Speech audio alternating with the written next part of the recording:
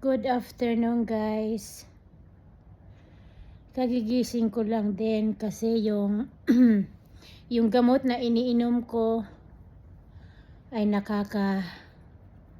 nakakaantok para dito sa thyroid ko, sa sakit ko. Pero ito ay ngayon habang nagbi-videos ako, pinapanood ko yung typhoon dyan sa Pilipinas. Sa mga naghihingi sa akin ng tulong,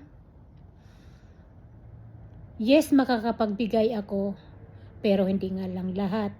At hindi pa rin ako makakapagbigay kasi ang treasurer ko ay binagyo din sila. Kaya wala akong kontak sa kanila. Kahit man mayroong pera, sa ngayon nga pinapanood ko, kahit mayroon akong pera, kung wala naman, magta-transfer sa inyo ng pa-GCash. So, antay-antay lang. At please naman, yung mag-message sa akin, siguraduhin ninyo na isa kayo na naanuhan ng bagyo, nangahingi sa akin ng pampabigas. Huwag niyong dayain kasi gusto ko ibigay sa taong deserving na talagang pampabigas lang. At sa ngayon, hindi ko nga mabibigay dahil wala akong treasurer at siya din ay binagyo. So mag-aantay na lang kayo, kung kailan siya sa akin mag-ano. Huwag kayong mag-alala. Ipapasa ko yung mga pangalan ninyo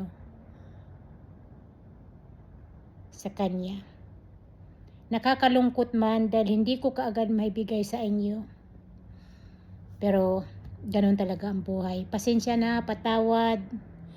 At sana naman yung magme-message sa akin, walang lokohan. Kasi tatanungin ko, hihingin ko kayo ng ID. Tatanungin ko kung saan kayong barangay. Maraming salamat, pasensya na, wala akong treasurer. Ang treasurer ko ay binagyo din siya. Walang signal, walang kuryente.